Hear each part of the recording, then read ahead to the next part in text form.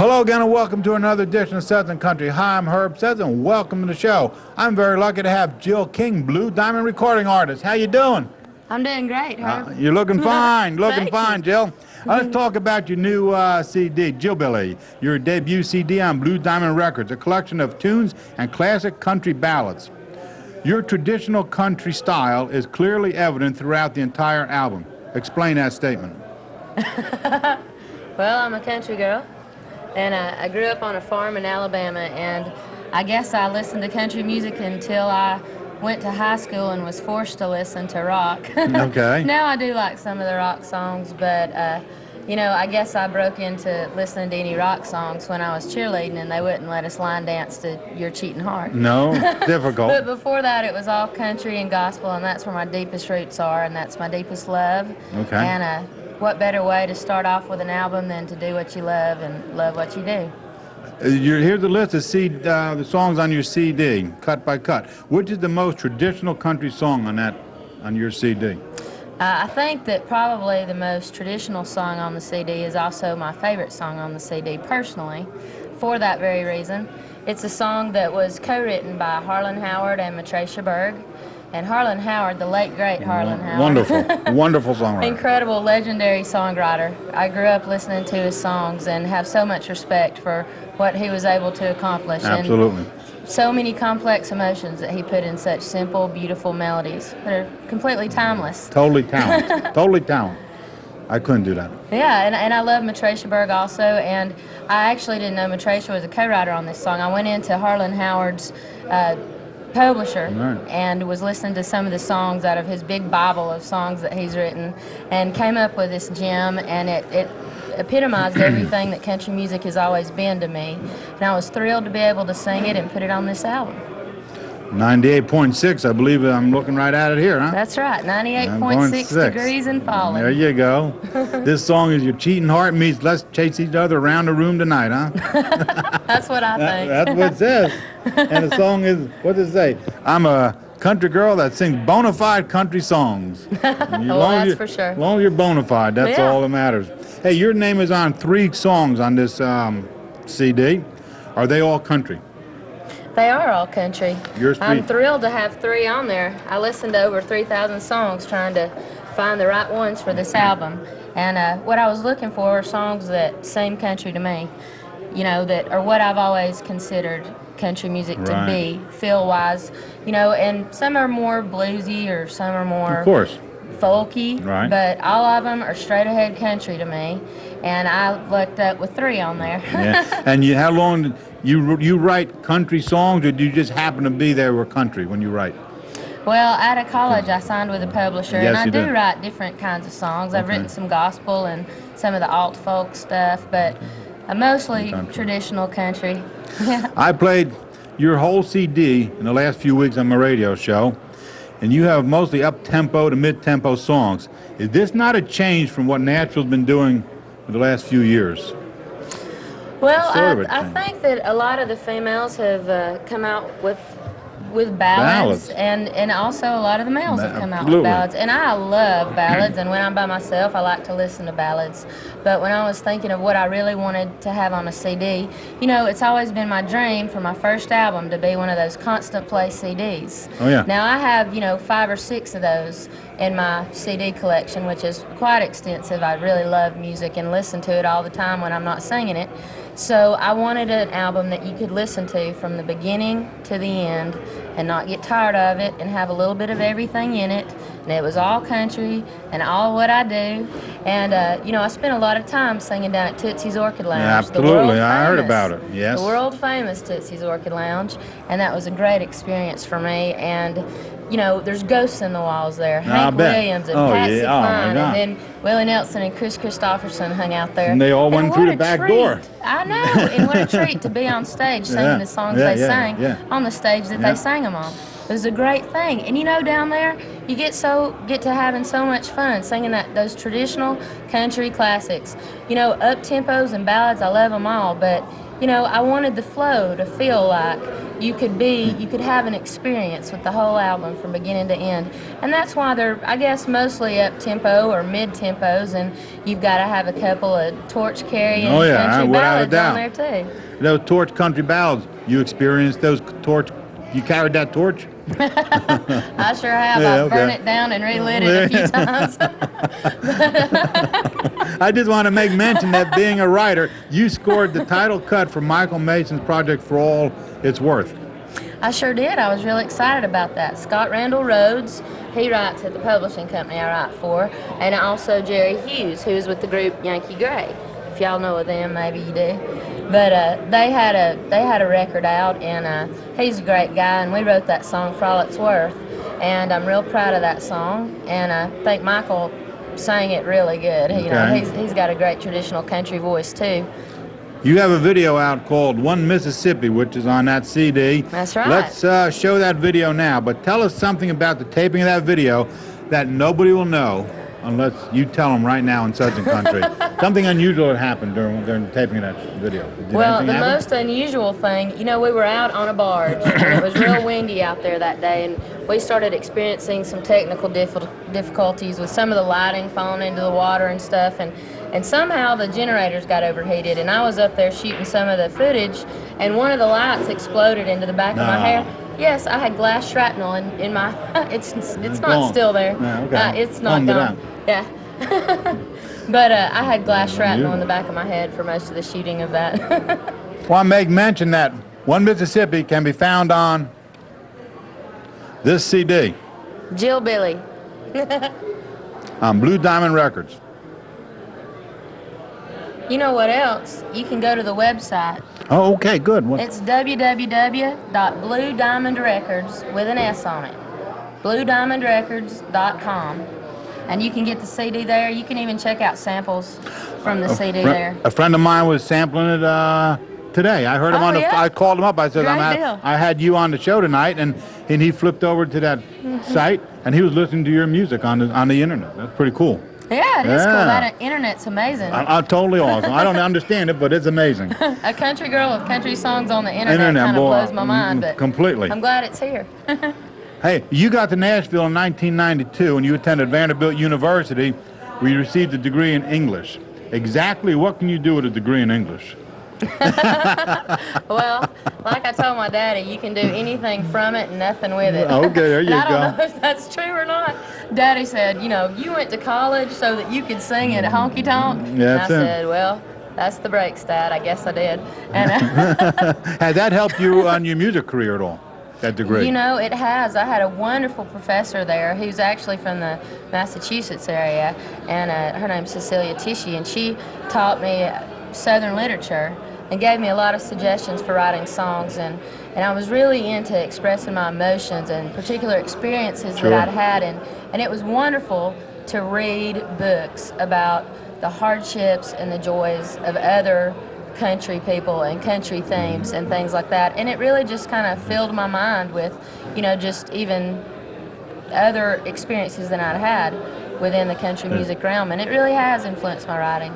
There's so much hardship went into so many of the artists that made country music so famous is what it is. People, if you don't read the book and study it, you'll never know. You just see a person out there on stage and you'll be, oh, look how great it is.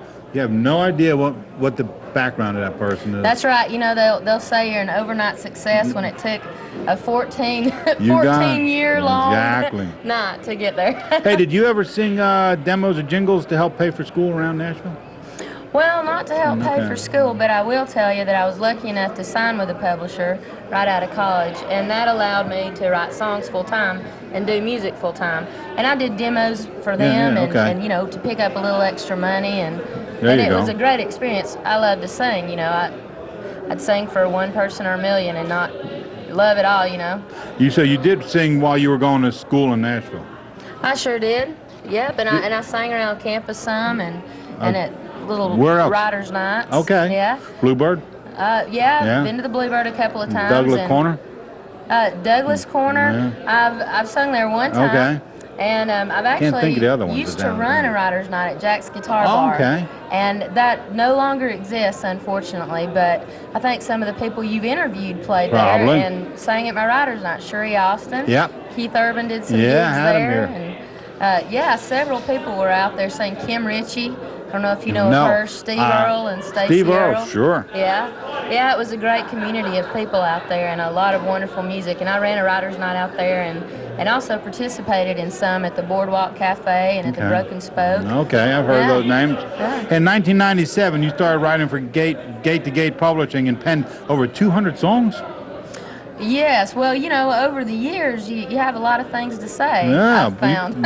Your lot And comes maybe out I of that won't pen. run out. Has anyone else ever recorded your songs other than Michael Mason and, of course, yourself on your CD?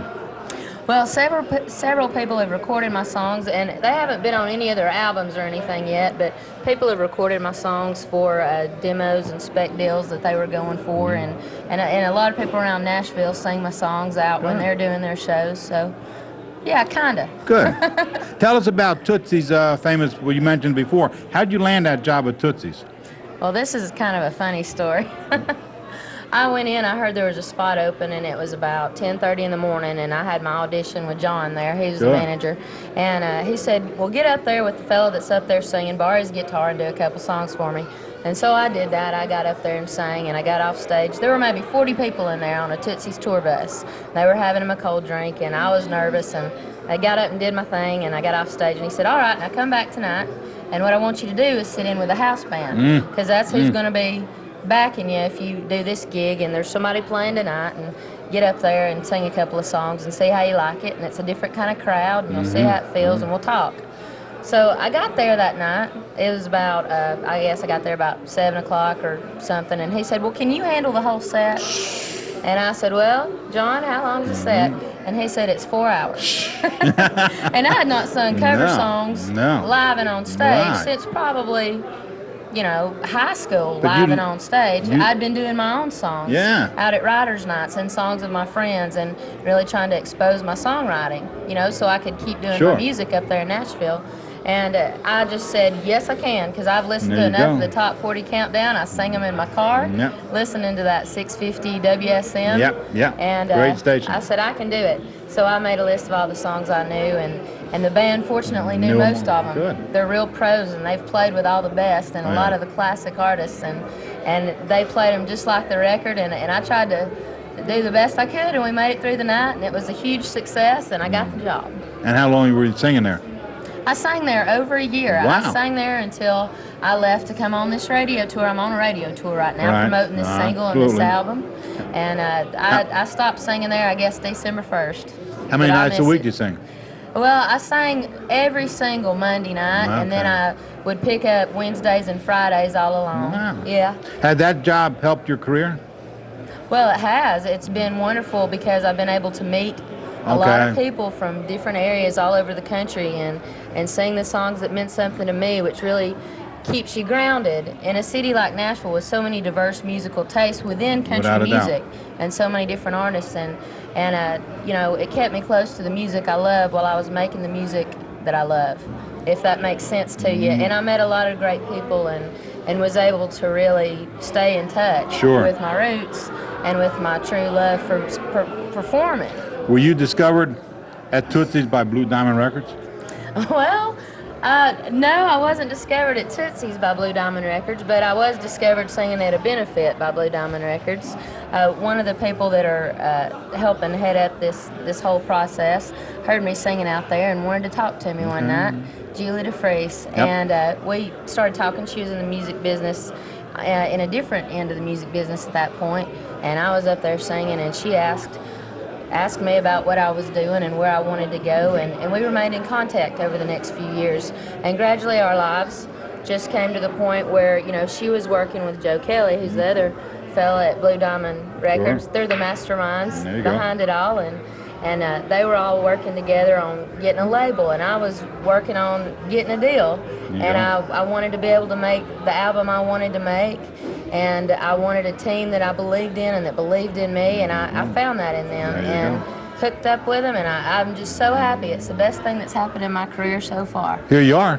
Here we are together. Well, next to being on your show. There you go. Let's go back a few years in your life and talk about your songwriting ability at the age of 10.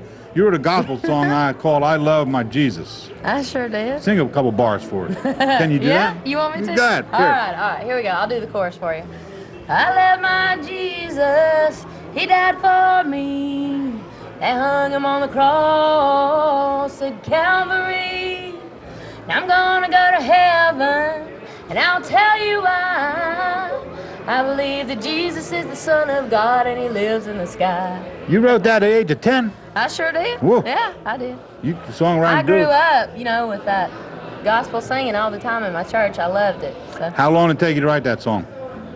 Lord, I don't remember. It seemed like a lifetime for a little 10-year-old girl, but I probably finished it in that day. I don't know. Did you sing that song later in your career?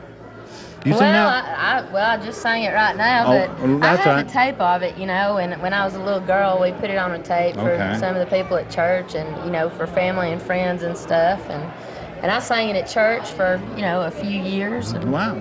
Did you sing, did you write any other memorable songs in your teenage years? Well, I wrote about a 50-chapter heartbreak song. No, you know, Young Love Lost. Oh yeah, there you go. But I was kind of torn, and I wrote a song called Heavenly Romance when I was about 16. And from then on, I put down the pen, and I really didn't start writing regularly until college, until things were just coming up that I wanted to say and I wanted to write about, and wanted to be singing what I really felt from a personal experience. Express yourself in song. All right. How long have you been playing guitar? I've been playing the guitar since I was about 10 years old. Oh, you went way back. Okay. I picked it up. Well, yeah, I might have been a little through playing the guitar is how I wrote my first song. You know, knowing those chords and everything. But I started playing so that I could sing, and not just to the radio and not just to tracks like the karaoke tracks, and not just with a brush up to my mouth as a microphone in my room when I was a little girl. You know. Hey, your singing career started before your songwriting career. At the age of 3, you sang I'll Fly Away. That's a great old tune. That's a great old tune. And you sang it in the church where your grandfather built. I sure did. New Friendship Baptist Church. How'd that feel? Well, it felt great because I don't think it would have mattered if I could even carry a tune at all. You know, I was Hitch's granddaughter, and they loved hearing me sing it, and I loved to be singing. And from then on, I never looked back. He had a major influence in your life? He sure did. In fact, one of the songs on my album is about him. Down the Fields to Hay, that very last song on there. You wrote that? Yeah, I sure did write it. And my granddaddy had a big influence on the community that I grew up in. And that song is about him and his roots. He was a farmer. And after the Depression, they landed back down at Solly's Crossroads, and where he helped build that church that he sang in and that I later sang in. And he just had some deep roots and a real strong character, and I'd heard so many stories about him, and I wrote that for him and about him. How much later in life, after gospel singing, did country music enter your life? Oh, I've always listened to country music in addition to the gospel music, so I don't know. Mama and Daddy, you know, that's what they listened to, and that's what I started listening to. How old were you when you decided to make music your career? 3. There you go. Yeah. I'll Fly Away. You meant Nashville. Right. You meant Nashville. I'll fly away to Nashville one day. You meant Nashville when you said that, didn't you? I sure did. What can I say? Yeah, I know. It's all I've ever wanted to do, Herb. When you pick a song, do you go by the sound of the song, or what you think you can make a song yours? When you pick a song for the album, do you go by, how do you pick that song, by ear, or do you say, well, I can make that song sound like mine, especially when you don't write? Like you just, you know, these songs that you hear that you didn't write. The ones that I didn't write. Right. How do you make them your song? Well, a song, I always have to have had an experience to allow me to feel the emotion of a song, or it has to be something that I can relate to in my life to really sing passionately, because if I feel it, then, you know, I can sing it to people who in turn feel it. How about your vocal ability? You have to carry that song to your vocal ability too, don't you? Well, sure, and melody is a very important thing. There are, you know, classic country melodies, and there are a lot of beautiful melodies in the world, and it just has to feel like one that moves my heart and does you know, that's what music's always done for me. It moves me and links me to other people and makes me feel, you know, less lonely. And other artists have, for me, made my day better, or made me laugh, or made me cry because of a song. And that's what I try and do. And in order to be able to do that, I have to be able to relate to the song myself. Let's talk about the Hand Me Down Heartache, the dance competition in Nashville. The dance competition that we're Oh yeah, they've edited that and done it into a dance thing. Actually, a lot of the songs on the album are danceable. And one of my co-writers, a girl that I write with a lot, wrote that song, and I got to sing on the demo, and it got stuck in my head. and I was lucky enough to end up singing that and some of the other songs on the album at the World's Dance Championships this past January 1st. Right, sure. Yeah, well, it was New Year's Eve. You know, eventually it was January 1st. Right. Yeah, it's true. It started out New Year's Eve. It started out on December 31st. Right, that was fun, watching everybody dance. I bet it was. Match. How did it feel to hear One Mississippi played on the radio for the first time? It was awesome. I was driving in a snowstorm, and I tell you about ran off the road. There you go. I was knew in it. Pittsburgh, Kansas. I knew it. Tom Watts. He played my song on the morning show as we were rolling out, and I'd visited their station the night before, and it was the greatest thing. It came on, and I looked to see if we had it in the CD player, checking it or something, you know, and it wasn't in the CD player, and then I looked back at the road for a minute, and it was still on, and I swerved, and I thought, that's my song. I just, you know, started screaming. It was bet great. you cranked that radio up, didn't you? I did, There yeah. you go. As loud as it would go. We might have blown the speakers in the rental car. Sorry if we did that. If they're watching, I don't know. We're going to close this up with One Mississippi again. All right. All right. Let's do it. Thank you very much for being on Southern Country. Appreciate you being here, Jill. Thanks. Lots of luck to you. Continued success. Thank you so much. Let's wrap up with One Mississippi again. All right. See you next time in Southern Country. Bye-bye.